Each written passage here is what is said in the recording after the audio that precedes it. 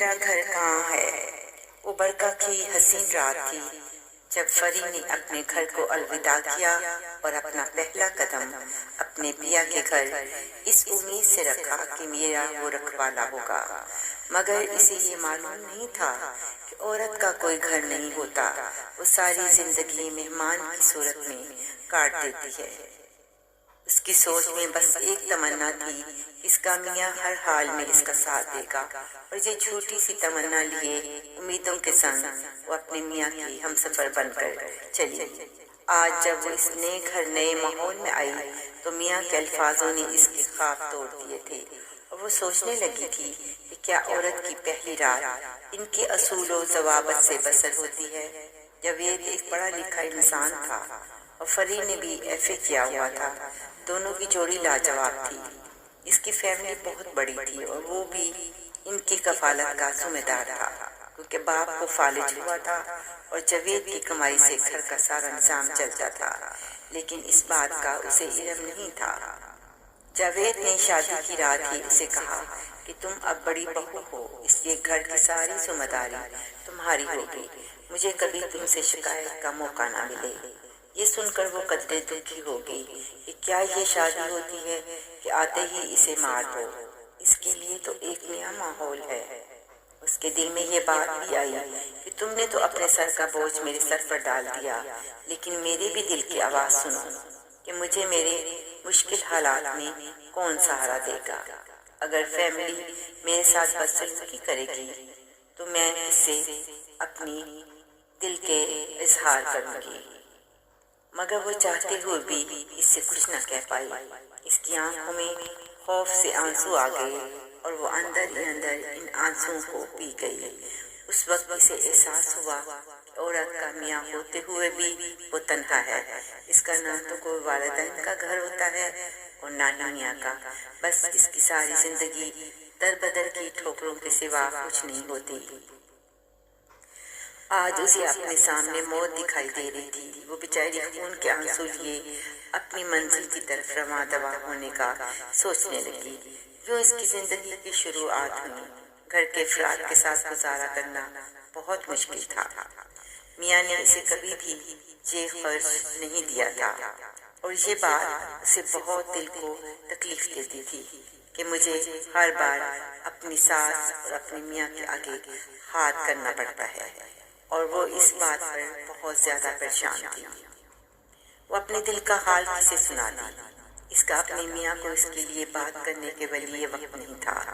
دفتر سے آتا تو فری کچن میں کام کرتی نظر آتی اور باقی سارے اپنے اپنے کمروں میں مزے لیتے رہتے۔ جب رات کام کرنے کے بعد تھکی ہوئی کمرے میں آتی تو میاں اسے بات کیے بنا سو جاتا اور وہ اس طوفان کا مقابلہ کرتی اور سوچتی کہ کیا عورت کو اس لیے گھر لایا جاتا ہے؟ کیا مرد صرف شادی کا لیبل لگانا چاہتا ہے کہ میں شادی شدہ ہوں؟ کیا اسے اپنی بیوی سے کوئی سروکار نہیں ہوتا؟ اس کے تمام سپنے مٹی کی دھول ہو گئے۔ وہ سمجھتی تھی کہ پڑھا لکھا انسان عورت کی قدر کرتا ہے، مگر آج اس کی سوچ غلط ثابت ہوئی۔ اسے اپنی سہیلی کی بات یاد آئی کہ فری، میرا میاں کم تعلیم یافتہ صحیح مگر میری بہت عزت کرتا ہے، اس نے مجھے سسرال میں بہت عزت دی ہے، اور وہ اپنی اس فعل پر نادم ہوتی کہ مرد تو وہی ہے جو بیوی کے لیے سٹینڈ لے، لیکن آج وہ جس مصیبت سے گزر رہی تھی یا اس کا دل جانتا تھا۔ کبھی جب وہ زیادہ اداس ہو جاتی تو میاں سے شکوہ کرتی، مگر میاں اسے یہ کہہ کر خاموش کروا دیتا کہ زندگی کی حقیقت کو سمجھو۔ بیچاری کا وقت جیسے تیسے گزرا سو گزرا، اب اس سے دو ننھے منھے بچوں کے مستقبل کی فکر تھی۔ اسے اسکول میں داخل کروانا تھا اور اس کے لیے اسے پیسوں کی ضرورت تھی۔ یہ تو باپ کی ذمہ داری تھی کہ وہ ان کے لیے سوچتا۔ آج جب وہ بچوں کے لیے بازار سے کچھ سستا سامان لائی، اس کا دل بہت دکھا اور وہ غم سے رونے لگی۔ اسے اپنی عیش و عشرت یاد آئی۔ ان بچوں کی دیکھ بھال کے لیے اس کے پاس پیسے نہیں تھے، سارا خرچہ ماں لے لیتی تھی۔ تب اسے احساس ہوا کہ کیوں عورت کسی کو محتاج ہے؟ جب وہ ماں باپ کے گھر ہوتی ہے تو ان کی محتاج ہوتی ہے، پھر خامد اور بچوں کی محتاج۔ اس لیے اسے کچھ نہ کچھ اپنے لیے کرنا چاہیے تاکہ وہ اپنے لیے علیحدہ کچھ بچا کر رکھے جو اس کے مشکل وقت میں کام آئے۔ اب اس مردوں پر بھروسہ نہیں رہا تھا اور وہ خدا سے یہ سوال کرنے لگی تھی کہ اے مالک، تو نے عورت کو پیدا تو کیا، مگر تیرے یہ بندے اسے اتنی اذیتوں میں کیوں ڈال دیتے ہیں؟ اس کی سوچ نے اسے اپنے پاؤں پر کھڑا ہونے کی طاقت دی۔ اس نے اگلے ہی دن گھر والوں سے جاب کرنے کا کہہ دیا۔ آخر اسے اسکول میں جاب مل گئی۔ بس کیا تھا، گھر میں طوفان اٹھ گیا کہ گھر کے کام کون کرے گا۔ وہ بیچاری گھر کے سارے کام کر کے جاتی اور جاب کے بعد پھر نوکروں کی طرح جٹ جاتی، لیکن گھر والے اور خامد اسے مزید پریشان کرتے کہ جاب نہیں کرنی۔ وہ بچوں کے اخراجات کا تقاضا کرتی تو میاں اسے کہتا کہ گھر بڑھاؤ۔ بھلا ایسے کیسے ممکن تھا؟